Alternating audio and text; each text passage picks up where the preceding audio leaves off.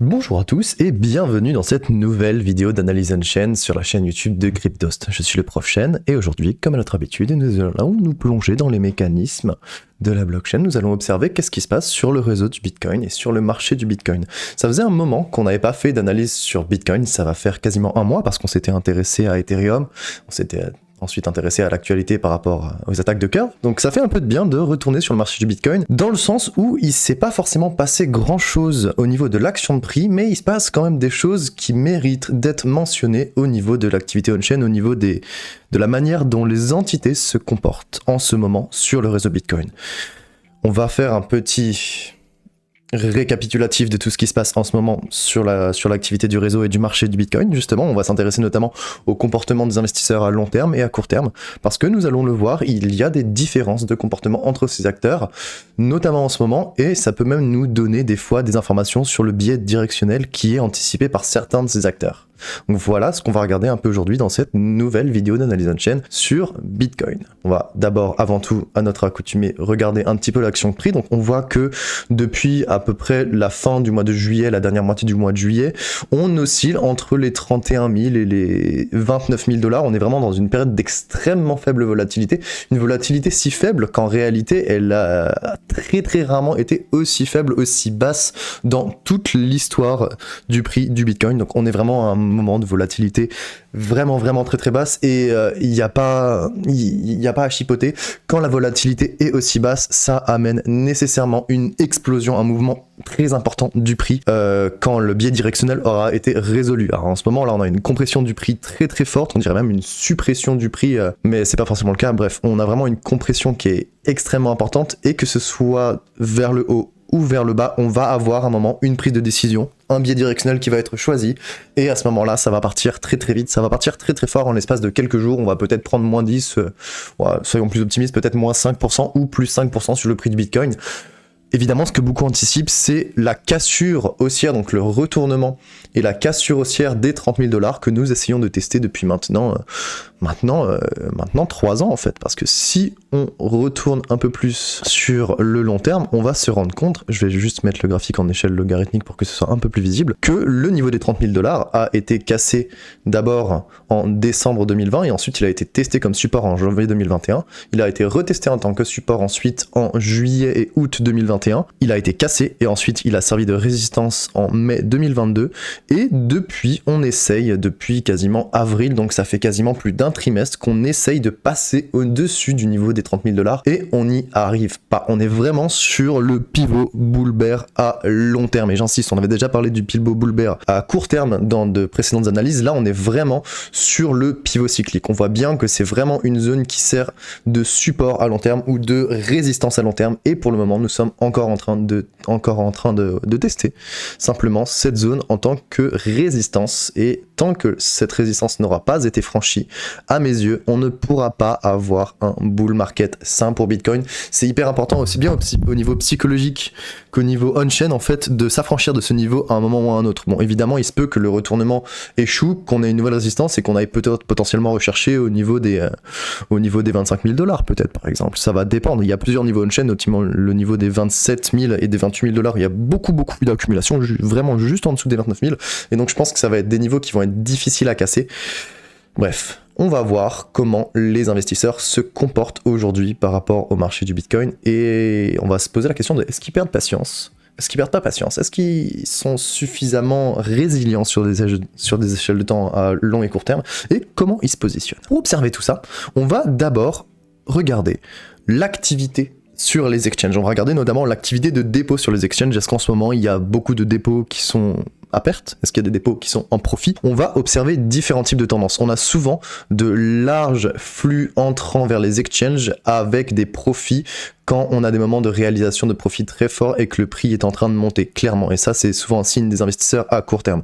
Donc on voit bien ici la courbe verte qui représente les dépôts en profit, qui croît à mesure que le prix augmente. C'est exactement ce qu'on voit en janvier, ensuite en mars, et c'est exactement ce qu'on a vu aussi en juin. Donc à chaque fois qu'il y a eu une hausse du prix du Bitcoin, il y a eu une période de prise de profit majeure qui a d'ailleurs été leadée par les investisseurs à court terme, les STH, et c'est visible on-chain à chaque fois. Du coup, on a une dominance de la prise de profit. Et c'est souvent juste après qu'on ait eu un test de la conviction à court terme du marché qui nous a indiqué qu'on avait à ce moment-là une dominance de la prise de perte. Donc c'est un schéma classique, hein. On retrouve une hausse du prix du Bitcoin, prise de profit, ensuite le prix stagne, il y a tellement de prise de profit qu'il y a une pression de vente qui devient très forte, il y a même des investisseurs qui achètent au niveau des sommets, tout ça, ça fait baisser et stagner un peu le prix du Bitcoin jusqu'à un moment où il y a une capitulation et un texte de conviction qui est échoué à court terme, on a une prise de perte des investisseurs à court terme et ensuite boum, une fois qu'ils ont été lessivés, on repart à la hausse et à ce moment-là, ceux qui ont acheté les vendeurs qui venaient de capituler d'une certaine manière à court terme, eh bien ils réalisent leur profit, ils réalisent un profit pourquoi pas par exemple de 25 jusqu'à 30 000, on a quand même un joli 20%, c'est quand même correct hein, comme trade, même pas sans levier, 20% c'est déjà très bien. Et donc entre ces périodes de prise de perte et de prise de profit, on a des périodes qui sont des périodes de transition, des périodes d'indécision où en fait le prix dérive un peu, que ce soit à la hausse ou à la baisse. Et si on regarde la dernière période de transition qui a duré en gros d'avril jusqu'à juin, elle a duré environ 47 jours. Actuellement, si on prend comme point de départ le 18 juillet, la transition actuelle, elle est à peu près de 25-27 jours. On est à peu près à un mois, entre guillemets, de stagnation. Ce qui veut dire qu'on pourrait avoir, entre guillemets, théoriquement, encore à peu près 1 à 2 semaines de stagnation pour arriver au niveau de longueur de ce qu'on a vu en juin 2023. Donc si jamais on reproduit une échelle de temps similaire sur la période de transition qui vient de se passer, on en a encore peut-être potentiellement pour 1 à 2 semaines grand maximum avant que le prix, le marché décide enfin d'un biais, que ce soit le biais haussier et qu'on casse les 30 000 ou que ce soit le biais baissier et qu'on descende sous les 29 000. À ce moment-là, ça pourrait être dramatique pour certains investisseurs à court terme. Dans l'ensemble, il faut être capable de reconnaître que malgré le fait qu'on ait des dépôts, eh ben on n'a pas beaucoup de dépôts en ce moment déjà de base, et en fait on a des dépôts qui sont en profit, qui sont en train d'augmenter, on a surtout des dépôts en perte qui commencent à chuter. Bref, on est dans un moment d'indécision et en ce moment on pourrait voir que les participants sont pas très enclins à réaliser de la perte parce qu'on voit qu'il y a de moins en moins de dépôts en perte, il y a de plus en plus de dépôts en profit, donc ça pourrait être le point d'initiation pour qu'on ait une nouvelle phase de hausse qui se lance si jamais le prix augmente et qu'on enregistre, qu'on assiste à une hausse de la prise de profit due à des dépôts en profit, et bah là on pourra dire que on a clairement un biais haussier qui est favorisé. Pour l'instant on est toujours dans cette période de transition, on pourrait être au tout début d'un mouvement de retournement actuellement, mais il est encore trop tôt pour le dire. La structure on-chain reste favorable à un biais haussier, mais il est trop tôt pour vraiment savoir si c'est bon, on peut commencer à monter. Ça va être un peu trop tôt, et dans tous les cas le but de cette analyse on-chain et de cette vidéo n'est pas de faire de l'analyse prédictive. Mon objectif c'est de vous expliquer qu'est-ce qui se passe en ce moment et comment les participants se positionnent. Et c'est exactement ce qu'on va voir maintenant, parce qu'on va s'intéresser aux investisseurs à court terme, ces investisseurs qui détiennent leur Bitcoin sur moins de 155 jours, qui ont une sensibilité au prix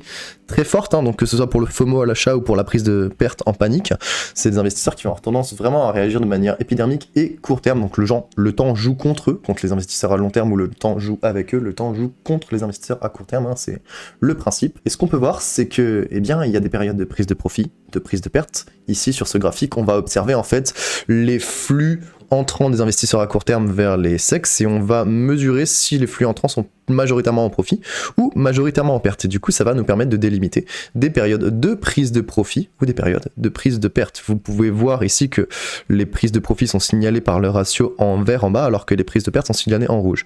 Quand on a du vert foncé, c'est qu'il y a vraiment une prise de profit extrême, et en fait, le prix va ralentir dans très peu de temps.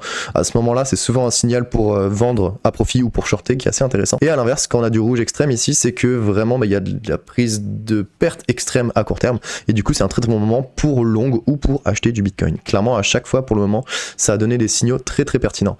Et ce qu'on peut observer dans l'ensemble, c'est que le comportement de prise de perte à court terme qu'on a vu en fin juillet, pendant que le prix dérivait vers les 28 000 $, et ben il est en train de ralentir, et même il semble s'inverser depuis la première semaine d'août. On peut voir qu'il y a des barres vertes ici, et que dans l'ensemble, les flux en profit perte net semblent s'inverser. On voit bien qu'il y a une incurvaison de la vague avec un plus bas qui est plus haut et un plus haut qui est aussi plus haut. Donc ce que ça nous indique, ça, c'est que la dominance des dépôts en perte qui accompagnait la dérive du prix vers les 29 000 $ en juillet, elle est tranquillement pas vite en train de reculer, et ce qu'on voit en fait, c'est une vague de dépôts de BTC en profit qui est en train de s'entamer. Ça suggère que les investisseurs à court terme, ils anticipent une potentielle hausse du prix du Bitcoin dans les jours à venir. Pourquoi ? Parce que en fait, il est assez commun d'observer une dominance des volumes en dépôt en profit dans les jours qui précèdent les hausses du cours du Bitcoin. Souvent, ce qui va se passer, c'est qu'on va avoir une bonne prise de perte, et juste après, on va avoir des Bitcoins qui vont être déposés en dépôt, soit juste avant, soit pendant que le prix est déjà en train de monter. C'est ce qu'on a pu observer notamment en juillet. Pendant que le prix était en train de monter doucement, on avait déjà des volumes de BTC qui est déposé sur les exchanges en profit, et du coup c'est des gens qui ont anticipé la hausse, ils ont déposé, et puis quelques jours après ils ont réalisé des profits. Et c'est clairement la structure qu'on est en train d'observer en ce moment. Donc ça veut dire que les investisseurs à court terme, ils anticipent pendant les périodes de faible volatilité, ils anticipent qu'une forte volatilité va arriver, et dépendamment de leur biais, eh bien ils vont aller parier à la hausse ou à la baisse, et là clairement ils se tiennent prêts à réaliser des gains si jamais le rallye, si jamais la hausse est initiée. Évidemment, c'est un comportement qui peut être assez risqué parce que la structure de marché, même si elle favorise un biais haussier, eh ben, ça empêche qu'une correction en dessous des 19 000 $ est tout à fait envisageable. Mais en fait, ce qui se passe, c'est qu'ils anticipent quelque chose de très particulier, et ça fait pas partie de l'analyse on-chain en soi, mais il faut que je vous le montre parce que c'est assez important. Ils anticipent la réaction du marché face au coup de base des investisseurs à court terme, qu'on a déjà présenté maintes et maintes fois. En gros, le coup de base des investisseurs à court terme, ça symbolise le support ou la résistance on-chain à court terme du marché. Pendant les tendances baissières, ça va servir de résistance. Pendant les tendances haussières, ça va servir de support. Et donc on a eu 2 supports depuis le début de l'année, en mars et en juin 2023, et il est tout à fait possible qu'une réaction du marché ait lieu lorsque le prix spot va venir toucher le prix moyen d'achat des BTC qui sont devenus à court terme. Donc historiquement, il a fait office de résistance pendant tout les tendances haussières, et pour l'instant il n'y a pas d'exception en 2023, donc il y a de fortes chances que ce coup de base on-chain serve encore de résistance et pousse le prix du Bitcoin vers le haut. C'est exactement ce qu'anticipent plusieurs investisseurs à court terme, mais il n'y a pas de certitude. Les probabilités penchent vers le biais haussier, les probabilités qu'une hausse soit favorisée sont plus élevées que celles d'une baisse, mais ça ne veut pas dire qu'on va peut-être pas descendre sous les 29 000 $ et qu'on va peut-être pas même descendre sous les 27 ou les 25 000. Aujourd'hui, c'est très difficile à dire. Ce qu'on est capable de voir, par contre, c'est que les investisseurs à court terme, eux, ils anticipent une hausse. Est-ce qu'ils vont avoir raison ? Est-ce qu'ils vont avoir tort ? Je pense qu'on aura des réponses au cours des 2 prochaines semaines. Mais dans l'ensemble, ce qui est intéressant à regarder, c'est que du coup, ces investisseurs à court terme, c'est vraiment des investisseurs qui sont plus actifs que tout le reste en ce moment sur le marché. Depuis le début de l'année 2023, le taux de dépense des investisseurs à court terme, donc le pourcentage de l'offre des investisseurs à court terme qui est envoyé vers les exchanges, eh bien il augmente graduellement après chaque épisode de prise de profit. Donc on a un taux qui est à peu près à 0,5, prise de profit, on monte 0,5, on augmente un petit peu, là on dépasse 1%, et tranquillement pas vite, on va venir graduellement augmenter. Là on reste encore vers 0,5%, et là on va chercher vraiment un taux de dépense très important à quasiment plus de 1,3%. Et là depuis un moment, en fait on est autour de 1, on est juste en dessous de 1. Ce que ça indique en fait, c'est qu'actuellement, le taux de dépense, même s'il est modéré pour les investisseurs à court terme, il suggère que l'activité de trading de ces investisseurs à court terme, de ces STH, elle reste relativement soutenue. Et que la volatilité du prix, elle parvient pas à calmer leurs ardeurs. On voit bien que pendant les périodes de prise de profit, que ce soit vers les 22-24 puis 28-30 000, on avait une activité qui était quand même relativement réduite avec environ 0,5% de l'offre totale des STH qui était envoyée aux exchanges par jour. Et là, on est juste en dessous du seuil de 1 qui indique quand même que l'offre est envoyée sur les exchanges de manière assez massive et qu'il y a quand même un comportement de dépense, ou du moins un comportement de dépense potentiel qui est assez important. Et là en fait on voit quelque chose qui est relativement similaire, on a une activité qui est quand même accrue, et les investisseurs à court terme sont les acteurs majoritaires qui influencent le cours du Bitcoin depuis un bon moment. On le sait déjà, on l'avait d'ailleurs prouvé dans une analyse qui date d'il y a à peu près 2 mois. On sait que le comportement des investisseurs à court terme sur le marché depuis à peu près janvier, février, mars 2023 est quand même hyper important, et c'est eux qui indiquent si le biais est haussier, si le biais est baissier. C'est les métriques liées à leur rentabilité, que ce soit par rapport à leur rentabilité réalisée ou par rapport à leur rentabilité latente, par rapport du coup à leur prise de décision ou par rapport à leur état psychologique, qui vont définir en ce moment comment se passe l'action de prix sur le marché du Bitcoin. Et on va le voir, les investisseurs à long terme, eux, du coup, ils sont pas forcément si actifs que ça. Et ça va être intéressant à regarder. Si on regarde du coup les dépôts en profit ou en perte nette des investisseurs à long terme, les LTH cette fois-ci, sur les exchanges centralisés, on se rend compte, premièrement, que le régime de prise de perte qu'on avait, qui était très très soutenu, qui a été enregistré durant la deuxième moitié de l'année 2022, il est terminé. On voit clairement ici que on a une dominance très importante de la prise de perte avec des dépôts faits à perte qui sont quand même assez conséquents, qui vont nous montrer que les investisseurs ont comme intention, les investisseurs à long terme ont comme intention à ce moment-là de réaliser la perte parce qu'ils capitulent, hein. Ça coïncide tout à fait avec les capitulations de marché qu'on a connues d'abord en mai 2022 au niveau de l'effondrement de Terra Luna, et ensuite avec la faillite de FTX en novembre 2022. Donc on a vraiment eu des moments comme ça, on a eu un dernier test de la conviction où certains ont paniqué en mars 2023, mais depuis ça, on voit bien que le comportement de prise de perte se réduit de telle sorte en fait que même si les profits sont pas très nombreux, et bah ils dominent quand même. Et ça suggère quelque chose d'intéressant. Ça suggère que les investisseurs à long terme, ils sont sortis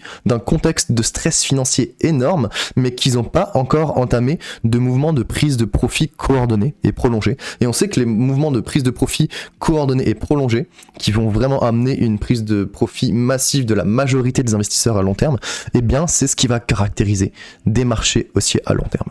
Si on repart un peu dans l'autre sens, on va voir notamment ici, parfait, exact, cette vague de dépôts à profit des investisseurs à long terme tout au cours de la montée du marché haussier de 2021, eh bien ça va typiquement être ce genre de comportement qui va nous indiquer qu'on est dans un marché haussier à long terme, et c'est vraiment un mouvement de prise de profit coordonné et prolongé. On n'est pas du tout dans ce contexte-là actuellement, on est plus dans l'étape de reprise, donc c'est-à-dire qu'après le marché haussier, le marché baissier qui a été très très difficile en 2022, qui les a poussés pour certains à la capitulation alors qu'ils tenaient bon depuis plusieurs années, eh bien on est dans un moment de rétablissement où déjà il n'y a plus de prise de perte. Et c'est exactement ce qui s'est passé en 2019. On a vraiment eu un moment extrêmement difficile, les investisseurs à long terme ont pu se soulager un peu, mais avant de prendre des profits, il y a eu une période de transition, une période de vérification pour voir si le marché était suffisamment mature ou non. Et c'est exactement ce qui est en train de se passer en ce moment. On a des investisseurs à long terme qui ne semblent pas du tout prêts à dépenser leur BTC, bien qu'ils soient déjà dans une situation qui est favorable à la prise de profit. Et ça veut dire qu'ils sont encore en train d'attendre de voir si le marché est suffisamment mature.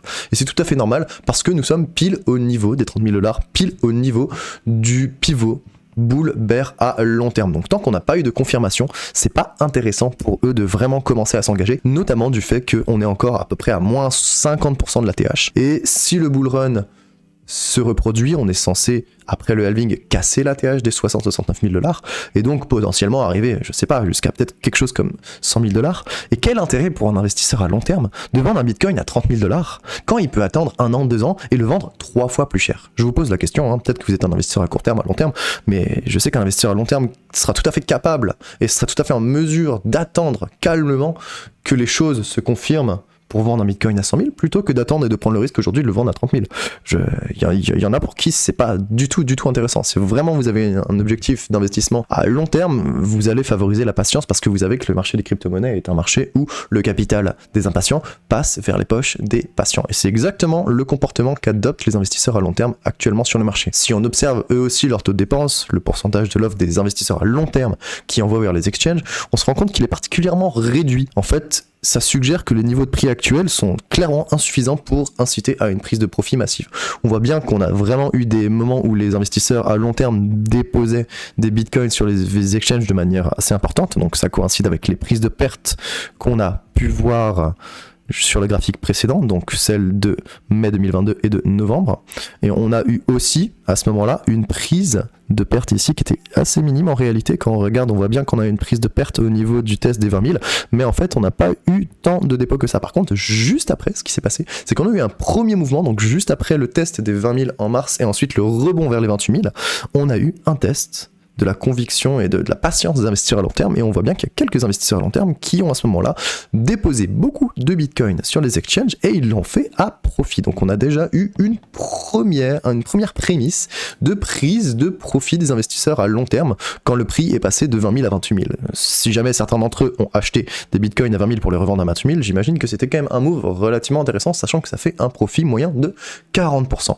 Donc on sait que les investisseurs à long terme sont capables de réaliser des profits. Clairement, ils l'ont montré, ils sont capables, ils l'ont même fait, et pourtant on voit que le pourcentage de dépôt est vraiment très très faible. Pour le moment, on arrive à quelque chose qui est quand même relativement faible. Donc on voit bien que le taux de dépenses d'investisseurs à court terme depuis mars 2023 est en baisse. On dépense très peu de Bitcoin, clairement. Donc malgré une rentabilité latente conséquente pour les anciens holders, les anciens investisseurs à long terme, ces investisseurs qui sont aguerris, ils comprennent que le prix du Bitcoin il est encore loin de son ATH et que les opportunités de vente les plus intéressantes, elles vont s'offrir aux plus patients et que c'est clairement pas le moment de faire all-in et de tout vendre. Clairement, ce serait dommage parce que ce serait louper un gain potentiel qui est quand même extrêmement important. Donc le marché, aujourd'hui, même s'il se situe sur le point de pivot bull bear à long terme, il est trop tôt pour envisager une prise de profit de manière coordonnée de la part des investisseurs à long terme.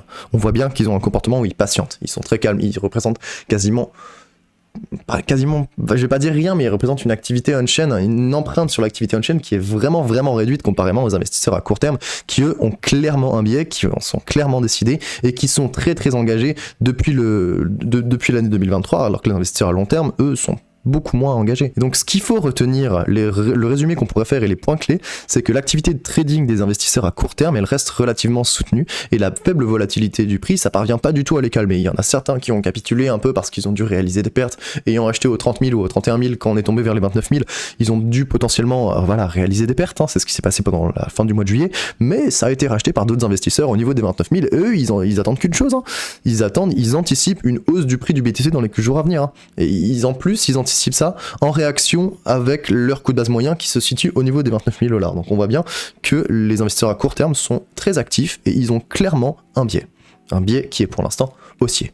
Même si ça comporte un risque, même si on voit qu'ils sont en train d'anticiper, eh bien on ne sait pas encore s'ils vont avoir raison ou pas. Et d'un autre côté, on a les investisseurs à long terme. Donc eux, bien qu'ils se trouvent dans une situation qui est favorable à la réalisation de profit, eh bien ils sont pas du tout enclins à dépenser leur Bitcoin à des prix si bas, et c'est tout à fait compréhensible. Ils attendent une confirmation d'une prise de décision du marché. Donc ce qui se passe, c'est qu'on a du coup ces deux acteurs qui ne jouent ou ne jouent pas, qui ne participent pas, qui sont plus ou moins actifs, et du coup l'absentéisme des investisseurs à long terme